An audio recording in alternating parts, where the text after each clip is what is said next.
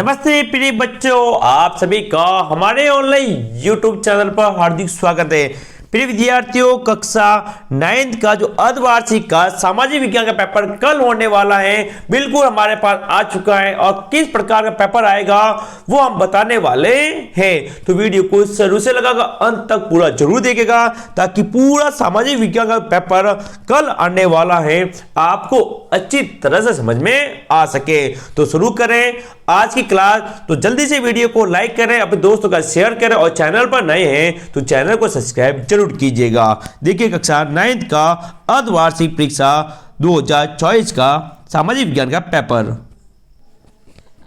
देखिए बच्चों, सामाजिक विज्ञान का पेपर आपके सामने आ चुका है। 17 नंबर का पेपर होने वाला 3.25 घंटे का होगा। पहला सवाल है, फ्रांसीसी क्रांति की शुरुआत कब हुई थी? कब फ्रांस में क्रांति हुई थी? सभी को उत्तर मैं आपको बताने वाला हूं। तो वो ये पहले का जो उत्तर होगा वो होगा 1789। पहले का उत्तर क्या होगा बच्चों? 1789। दूसरा क्वेश्चन है, भारत का क्षेत्रफल कितने वर्ग किलोमीटर है? साथियों, बहुत बार ये क्वेश्चन पूछा गया है। तो वो है 32,87,263 वर्ग किलोमीटर। पीछे वर्ग आएगा, पीछे आएगा किलोमीटर। ओके, ये हुआ क्वेश्चन नंबर 1 और 2 का उत्तर। क्वेश्चन नंबर 3 और 4 देखिए। क्वेश्चन नंबर 3, लोकतंत्र से आप क्या समझते हैं? लोकतंत्र की परिभाषा याद है नहीं बच्चों कि जनता के लिए जनता द्वारा चुनी गई सरकार होगी वही लोकतंत्र कहलाती है। अगला क्वेश्चन नंबर 4, दो गैर कृषि क्रियाओं के नाम लिखिए। बहुत सारी गैर कृषि क्रियाएं हैं जिसके अंतर्गत मैं आपको दो बता दूं। एक तो डेयरी लिख देते हैं आप। कौन सी? डेयरी है। पशुपालन है, डेयरी, पशुपालन, मुर्गी पालन आदि। ठीक है, दो नाम लिखने, 3 नाम मैंने आपको बता दिए। अगला क्वेश्चन जिसको वेरी वेरी वेरी इंपॉर्टेंट कर लो, 5वां, दो आप से आप क्या समझते हैं? दो आप किसे कहते हैं? तो इसका उत्तर है दो नदियों के बीच। बच्चों उत्तर क्या है?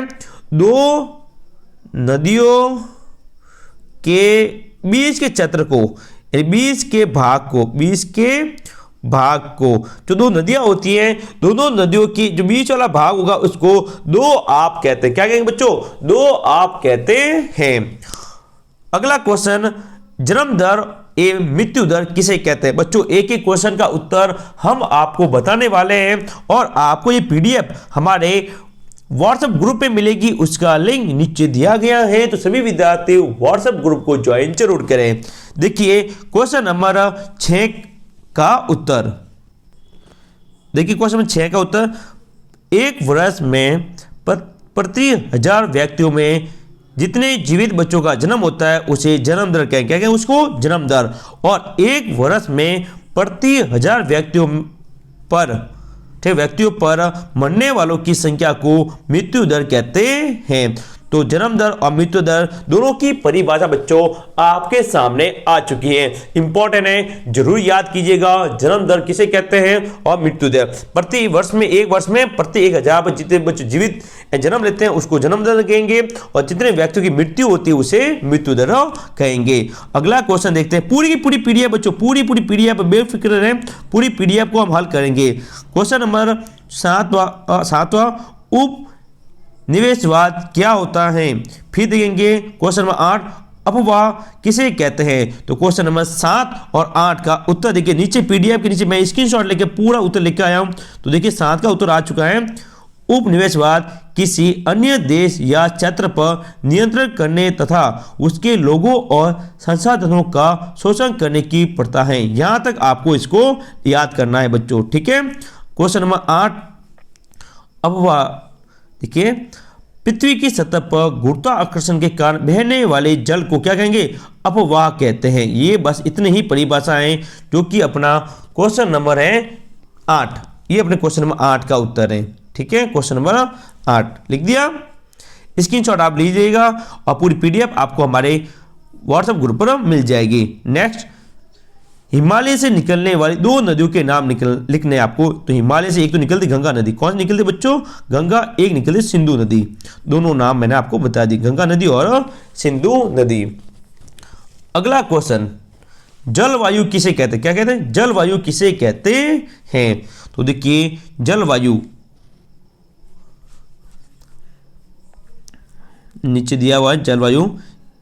देखिए, किसी स्थान पर लंबे समय तक वायुमंडल की स्थिति को जलवायु कहते हैं। और जलवायु को प्रभावित करने वाले जो कारक हैं, इसमें कौन सा तत्व शामिल है? तो इसमें तापमान, आर्द्रता, वर्षा, वायुमंडलीय दाब, हवा की गति, इसमें शामिल होते हैं। नेक्स्ट क्वेश्चन देखिए 10वां। निडरता से आप क्या समझते हैं? बच्चों, ये क्वेश्चन मैंने जो पहले वीडियो बनाया है उसमें डाला हुआ है, तो आप वहां से इसको देख लीजिएगा। क्वेश्चन नंबर 12 है, जीविका संकट से आप क्या समझते हैं? यहां से आपको 2-2 नंबर के क्वेश्चन शुरू हो गए। 13 क्वेश्चन, कर्क रेखा भारत के किन किन राज्यों से गुजरती है? नाम लिखने हैं, तो याद रखिएगा किन से गुजरती, किन से नहीं। तो एक एक सभी राज्यों के नाम कहां कहां गुजरती। पहले तो देखो मैं नाम बताता हूं। एक तो गुजरती गुजरात, एक निकलती मध्य प्रदेश, यानी मैं शॉर्ट में लिखता हूं एमपी। राजस्थान, कहां से निकलती है? राजस्थान। इसके अलावा निकल छत्तीसगढ़, कहां निकल? छत्तीसगढ़, झारखंड, पश्चिमी बंगाल, मिजोरम और त्रिपुरा। बस इन्हीं से जो कर्क रेखा गुजरती है, और बाकी कोई भी ऑप्शन में आए वो गलत होगा। गुजरात, मध्य प्रदेश, राजस्थान, छत्तीसगढ़, झारखंड, पश्चिम बंगाल, मिजोरम और त्रिपुरा से जो कर्क रेखा है वो गुजरती है। ठीक है, ओके। अगला क्वेश्चन देखिए, भारत किन अक्षांश एवं देशांतर रेखाओं के बीच स्थित है? और भारत किस गोलार्ध में स्थित है, ये भी पूछा जा सकता है। किस गोलार्ध में स्थित है? तो उत्तरी गोलार्ध। कौन सा गोलार्ध बच्चों? उत्तरी गोलार्ध में स्थित है।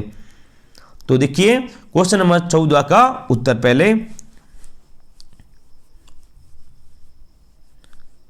देखिए, भारत कहां स्थित है? तो भारत की जो मुख्य है वो 8 डिग्री 4 मिनट नॉर्थ और 37 डिग्री 6 मिनट नॉर्थ उत्तरी अक्षांश और 68 डिग्री 7 ईस्ट और 97 डिग्री 25 मिनट पूर्वी देशांतर के मध्य स्थित है। ओके, ये भारत की स्थिति है वो यहाँ पर बताई गई है। अक्षांतर और देशांतर दोनों रेखाओं के बीच के जो पॉइंट है वो आपको बताया गया है। अगला 15वां क्वेश्चन, उत्पादन के प्रमुख 3 कारक कौन से हैं? इंपॉर्टेंट को बहुत बार क्वेश्चन पूछा गया 3 कारक। तो पहला है भूमि। पहला कौन सा बच्चों? भूमि, फिर श्रम और अगला एक है पूंजी। ये तीनों इसके प्रमुख जो कारक हैं। अगला क्वेश्चन, अक्टूबर क्रांति से आप क्या समझते हैं? इसका रूस पर क्या प्रभाव पड़ा? और 17वां very very very very important कर लो, 100% सवाल आने वाला है। बागर और खादर से आप क्या समझते हैं? देखिए उत्तर आपके सामने आ चुका है। पुराने जलोढ़ को खादर कहेंगे, जबकि नदियों के आसपास के क्षेत्र में प्रति वर्ष बहाकर लाई जाने वाली अधिक उपजाऊ मृदा को बांगर कहते हैं। तो खादर और बांगर जरूर याद कर आप जाएं। Next question. तो बच्चों 17 क्वेश्चन यहाँ पर हमारे समाप्त हुए हैं। प्रिय विद्यार्थियों, यदि आपने अभी तक चैनल को सब्सक्राइब नहीं किया तो चैनल को सब्सक्राइब जरूर कीजिएगा, ताकि आपको सारे पेपर, विशेषकर गणित का जो पेपर है वह उत्तर सहित आपको कल हमारे चैनल पर मिल जाएगा। तो चैनल को सब्सक्राइब जरूर करें और PDF के लिए व्हाट्सएप ग्रुप को ज्वाइन करें। क्वेश्चन नंबर 18, भाबर से आप क्या समझते हैं? और 19वां, निर्वाचन क्षेत्र किसे कहते हैं? अब बड़े बड़े क्वेश्चन आ चुके हैं बच्चों, जहां से आपके 3 नंबर और 4 नंबर के क्वेश्चन पूछे जाएंगे। उसमें 20वां सवाल है, 18वीं सदी में फ्रांसीसी समाज कितने भागों में बटा था? नाम लिखिए। तो फ्रांसीसी समाज 3 भागों में बटा था। कितने भागों में बटा था बच्चों? 3 भागों में बटा था। क्वेश्चन नंबर 21वां, स्टालिनवाद की सामूहिकरण की नीति का वर्णन कीजिए। 22वां, नदियों तथा जिलों के आर्थिक महत्व को समझाइए। साथियों इंपॉर्टेंट कर लो, नदियों और जिलों का आर्थिक महत्व, ये क्वेश्चन बार बार एग्जाम पूछा जाता है और पिछले साल 2023 की अर्धवार्षिक में भी पूछा गया था। 23वां, चुनाव आयोग के 3 अधिकार या भी कार्य क्षेत्र बताइए।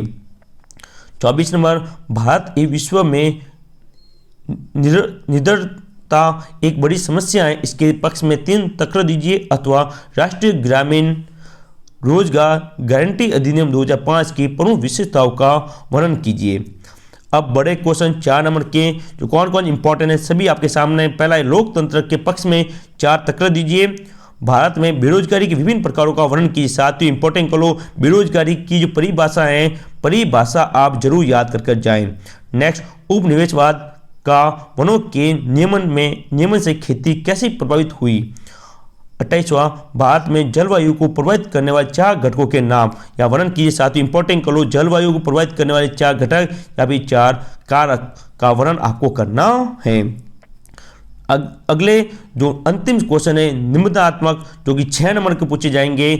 देखिए सबसे इंपॉर्टेंट, प्रस्तावना भारतीय संविधान की कुंजी है, समझाइए। अथवा जो अगला सवाल वेरी वेरी इंपॉर्टेंट करो, संविधान किसे कहते हैं, भारतीय संविधान निर्माण और विशेषताओं का वर्णन कीजिए। साथियों 100% कल ये क्वेश्चन पेपर में आने वाला है कि भारतीय संविधान निर्माण और उसकी विशेषताओं को वर्णन कीजिए। संविधान की विशेषताएं 100% पढ़ के जाइएगा, पक्का सवाल आएगा।